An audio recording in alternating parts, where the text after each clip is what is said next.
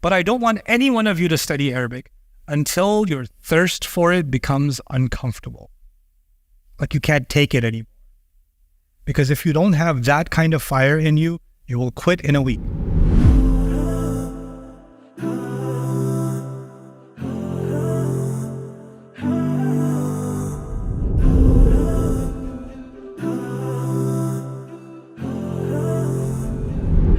Okay, last one. I'm hungry. Yes. First of all, I'm really impressed always by your lectures if you talk about the Arabic language and how insightful the Arabic language is. Yeah. And how comprehensive, and like I'm always fascinated how you explain it. And my question is, how could I get a deeper understanding of the Arabic language, and how could I study it? Where could I study it? What methods are the best to get a deeper insight inside of the Quran?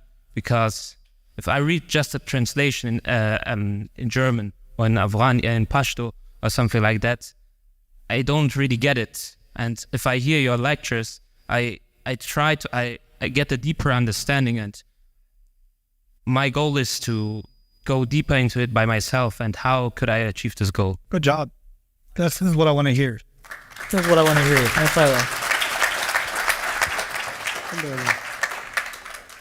I want to make you guys feel disturbed.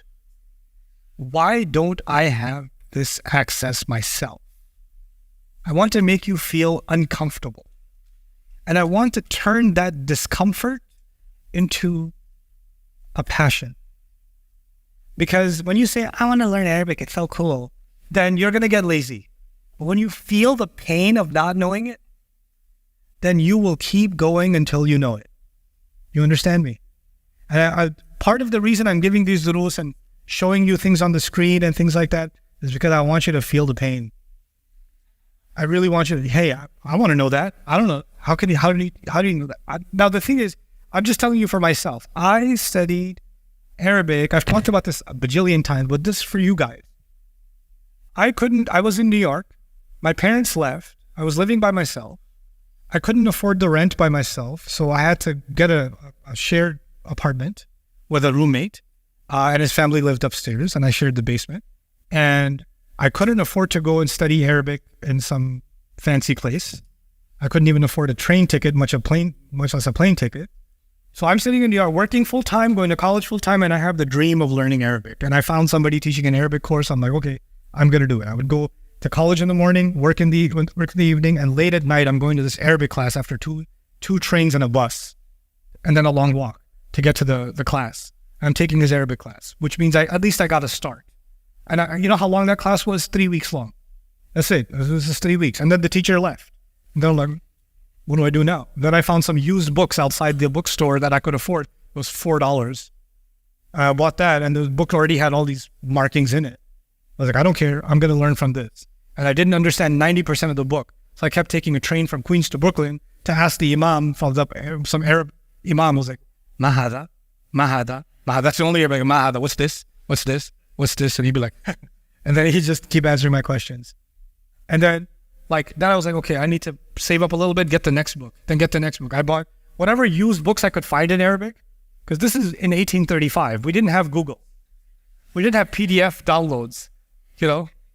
This is before those days. I come from the ancient times of cassette tapes, and somebody had a Sony Walkman. They were cool, you know. So I buy another used book, the Cambridge Elementary Modern Standard Arabic book, which was written in the 70s at Cambridge University in England. I found a used copy of it. And it was meant for people that want to work in the oil industry back in the 70s. If you want to get a job in Dubai or Saudi or whatever, go through this curriculum and you'll learn how to make, oil deals in the Arab world. And I went through that entire curriculum by myself. I did that book in 1 month. Just plowed through it, studies. And while I'm going to school, while I'm going to college, what I'm trying to tell you is, I didn't wait for someone to say, how do I begin? I was like, I can't wait. I'm going to do whatever I can. And I just kept going and going and going. And then I found one teacher, another teacher, another teacher, another book. Then I was like, I don't know anything. My God. By the time I got to advanced grammar, I was like, bro, I've been studying for 2 years. I didn't know any of this. And then I started studying that. And when I finished that, then I'm like, Balagha, I don't know anything. Dude, what is this? And then I started studying that. So and then eventually I turned all of that into a curriculum. Like, if I had to go here to find my path, I want to take the next generation of students to give them this. Here's the path laid out for you. And I didn't have a teacher I could study with full time. First of all, I couldn't afford it, and I couldn't afford the time. So all I had was either cassette tapes or old books or, just pounding my head against the wall. That's how I studied Arabic. But my focus was all the guys around me, they were like, oh, I'm going to this Islamic lecture. I'm going to this conference. I'm going to this. I was like, that's cool. I'm going to study some Arabic, memorize some Quran. Because I just wanted Quran. I just really wanted to taste the Quran. And just focus. 2 years, 3 years, just stay with it. And what I've done now, alhamdulillah, I put the curriculum together. I'll be talking to you guys about that on the last day of class, about my Arabic curriculum and what you might be able to do with it. But I don't want any one of you to study Arabic until your thirst for it becomes uncomfortable. Like you can't take it anymore. Because if you don't have that kind of fire in you, you will quit in a week. If not in a week, you'll quit in 2 weeks. But if the right fire is built inside you, the thirst for just direct access to God's speech, that thirst gets built inside you, you will work. You will work hard. And then you will stop. This generation, I don't give you guys enough credit. There's enough hard workers among you, but one of the things that scares me about this generation is this is a generation of convenience. And we're slowly coming out of that. You say, but if the class is not in person, and it's not in an air-conditioned room, I don't know. I'd rather study under these conditions. Like the learning has to happen on your terms, because it's like you're ordering food at a restaurant. You have to pick which toppings you want. If you're really thirsty for this knowledge, then you will get it any way possible. And are there more ways of accessing knowledge now than ever before in human history? Yeah. And we're lazier now than ever before in human history. It's ironic. People used to travel across deserts, man, to learn 2 words. And now you can just Google it.